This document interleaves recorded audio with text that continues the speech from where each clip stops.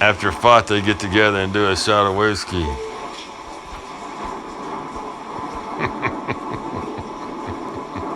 I don't remember what the joke was, but we were talking about gambling, White said, when asked to recall one photograph from the meeting, and I had just gambled before we went in there, and I won $150,000, so that was my money.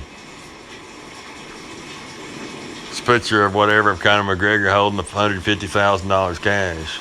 I met with Lorenzo. He's got $150,000 cash. Oh, but that was Dana White's money. You see, Dana White had just won that money that Conor McGregor was holding in his hand. Dana White had just won that, and they paid in cash, right? At the casino, when you win, they pay in cash, right? And then Conor McGregor holds it. People were saying stuff like, we were giving Conor his bonus. First of all, Lorenzo's not even involved in the UFC anymore. And yeah, it was my money. Dana White want to make sure you know that. It was his. No, we didn't do anything wrong. There's nothing wrong. Hockey is part of this business. Excuse me. And Conor McGregor had a handful of cash.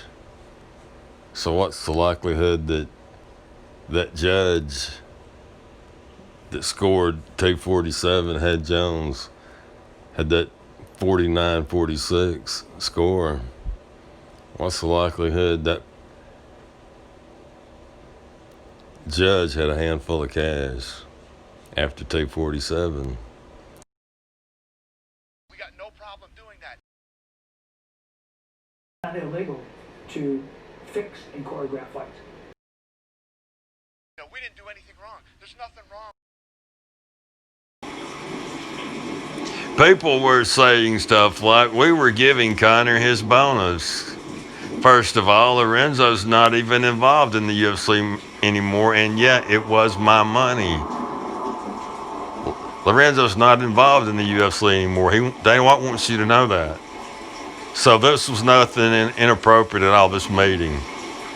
Lorenzo just likes hanging out. He just has younger friends or whatever.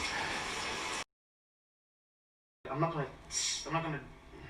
gonna like sink in with this buzz, you know, and then just because you can get caught up in it, right? You get the win and you're right there and all this type of stuff. And I'm gonna go out in the night. I've got an after party set. I'm gonna go out and have a few sips of my proper whiskey. There's no need to even discuss what began it, what was going on outside, inside, any of that. No, we didn't do anything wrong. There's nothing wrong. Hockey is part of this business. You can't take it, don't give it. So it's as simple as that. Like, we were giving Conor his bonus. First of all, Lorenzo's not even involved in the UFC anymore, and yet it was my money. You can't stop a guy's ability to make a living when he hasn't been charged with anything. In the past, it would have been illegal. People would have gone in jail. Okay. Lawsuits. Okay. No more. No more. Now, because it's an entertainment. It's like WWE. It's like classified as professional wrestling. Dana, for you, last one. Did you feel like it was reciprocal? I've said this a million times. I'll say it again. I've been in the trenches, and when you know, things get crazy and most people pull out, Conor McGregor stays in.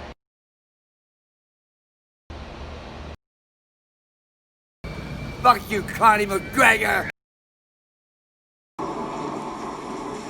The 31-year-old is hoping to have an active 2020, setting his sights on 3 outings this year.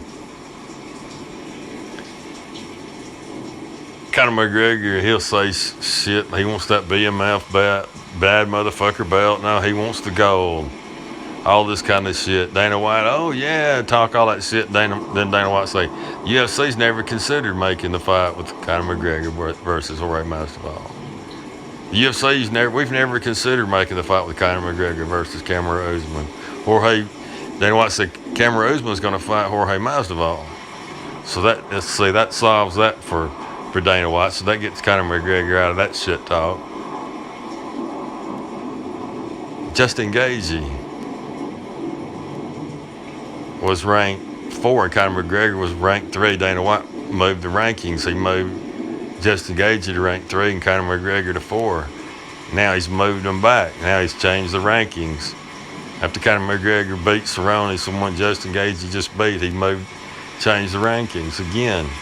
So Dana White does that. It's illegal as hell. That's manipulating shit. Tell Conor, he said, look, I'll move you back up in the rankings if you did.